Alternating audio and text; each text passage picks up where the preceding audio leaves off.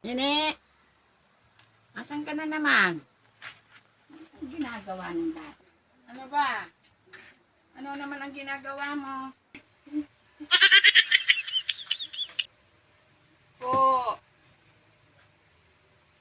harap ka na naman sa salamin. Sumasayaw-sayaw ka naman.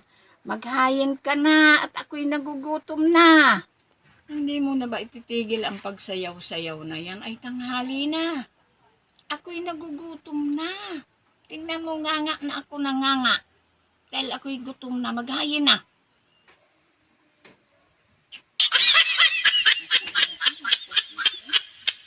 Tingnan mo. Lilingon pa talaga sa salamin. Ipadala-dala ko yun sa yung salamin na yan.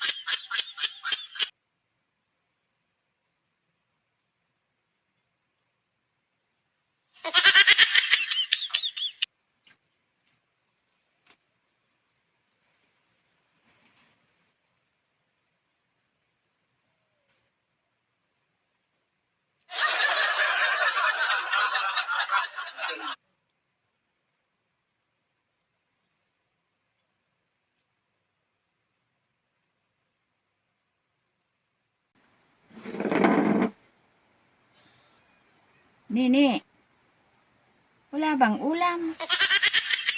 Hindi ka nagulay? Bakit hindi ka nagulay? Anong ipauulam mo sa akin? Ayun po nung panahon. Diyos ko, Nene. Papakainin mo ko na asin ang Diyos ko po. Sana nagulay ka kahit konting malunggay dyan. Meron naman tayong malunggay. Bakit hindi ka kumuha? Kunini, ano ba tong ginagawa mong ito sa akin? Ako yata'y pinahihirapan mo talagang tunay. Magagawa ko ng walang ulam. Diyos ko po, bata ka. Diyos ko po.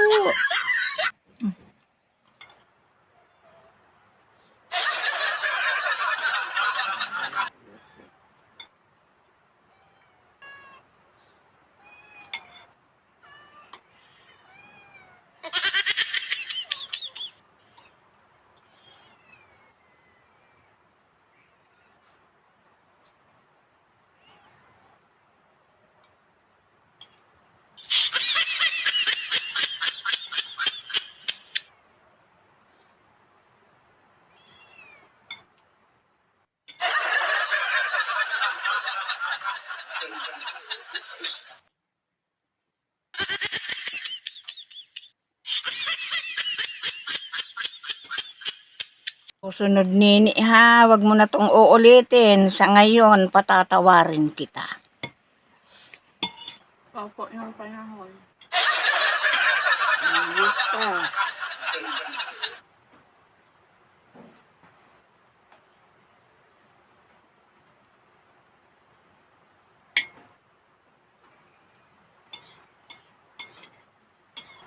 Nung panahon, kahit walang sahog ang aming gulay, nagugulay kaming malunggay or langka. Ngayon, malaki ka na, pinakakain mo na ako ngayon ng asin at tubig ang ulam ko. Nagagalit ako. Kala mo baga? Nung panahon, kala mo nene, kahit kami noon naghihirap, nagugulay kami ng gulay kahit walang sahog, pero may pang-ulam. Nagagalit noon si lola mo pag kami hindi naggugulay. O kaya ito, tandaan mo ha, wag mo na itong uulitin, ay malaki ka na. Ay bakit ako'y uulamin mo ng ganare? Ay nako, wala akong magagawa. Pero tandaan mo, pag inulit mo pa to, sigurado ka. Panay ang inom ko ng tubig kasi ay sin ang ulam ko.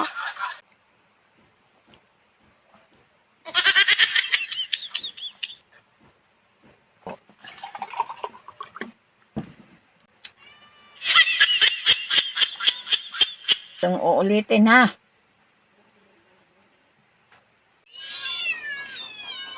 Opo, nung panahon. Saan mo ang paghugas dyan? At ako'y aalis. Pupunta ako dun sa bukid at ako'y mangunguha ng niyog at saka ng langka. Para hindi na ako mag-ulam uli ng asin. Gasan mo to. Ayusin mo ang paghugas ha. Opo, nung panahon. Alis na ako ha. Punta ako sa bukid at ako'y mangunguha ng gulayin. Baka may langka pa akong makuha.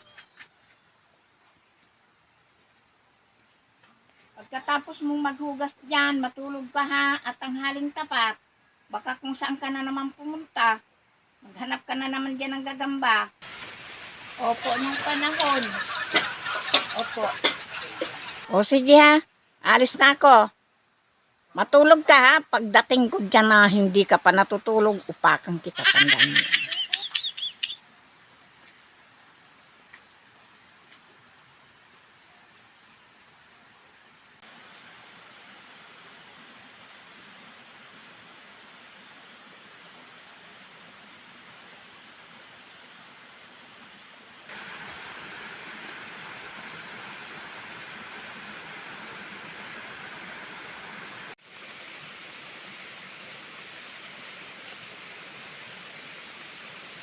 Oh, Ano yung gardo? Inabutan ka na ng ulan. Nag-igib ka pa. oh, nung panahon, saan pupunta mo? Ay, ma, saan punta mo? At makikinoong panahon ka rin sa kapatid mo, nahahawa ka na rin yata ah. Ay, wala yun, ma. Saan punta mo, ma? Aba, maghahanap ako ng gulayin. Anong gulayin, ma? Hapon na? May ulam doon, ma. Anong may ulam? Wala dong ulam. Kakakain ko pa lang. May ulam doon, ma.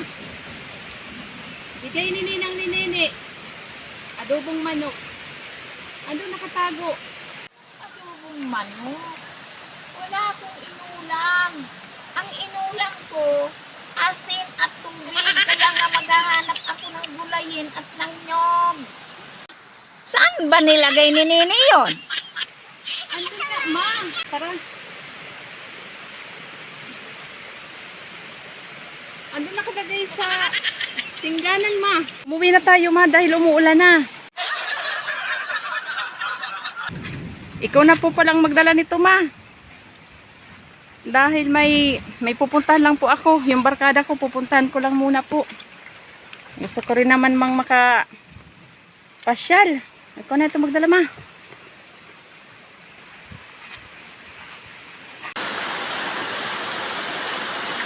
Ninita! Ninita! Ano po, anong panahon? ba nung panahon ang sagot mo na naman na iyan, ha? Ano po nung panahon? Sabi mo po, matulog ako. Tanghaling tapat. Ano po? Anong ipinaula mo sa akin? Asin po.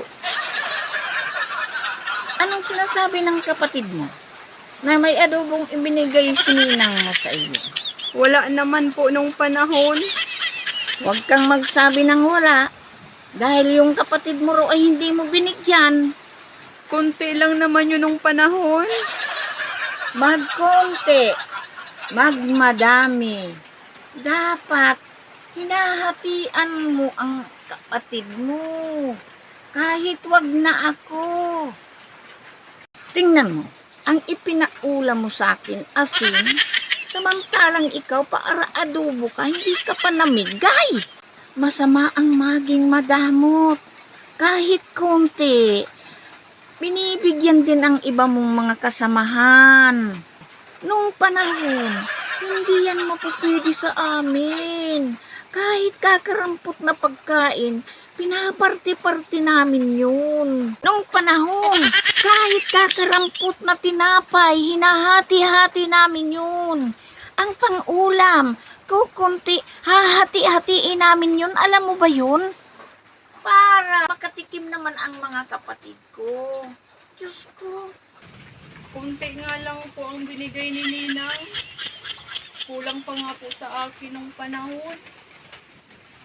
Hindi ka ba nakikinig sa akin? Ang sabi ko sa'yo, magkonti, magmarami, papartihan mo rin ang iyong mga kapatid. Kahit isang piraso yun, nini. Ako, pinaula mo ng asin, maubos ko na yung 1 liter na tubig na yun sa alat ng aking pangulam. Ikaw, para adobo ka pa, hindi ka namigay. Sus, Mariosip na bata ka. Hindi ko na yan uulitin, ha? Magkunti, magmarami. Tandaan mo to. Mamimigay ka. Ha? Kulang pa nga sa akin. Pag si kuya nga ay yung may pagkain, hindi naman ako binibigyan kuya. Tingnan mo. Umalis na si Kuya Mugardo. Hindi kumain. Gutom na rin yon, hindi nag-uulam ng asin at ikaw anong inulam mo? Ikaw ngayon ang busog na busog. Alam mo ba? Masama yan. Magsishare ka sa kapatid mo. Naririnig mo ba ako, Ninita? Huwag mo nang uulitin yan, ha? At makakatikim ka talaga sa akin na bata ka. Tandaan mo yan. O sige, matulog ka na.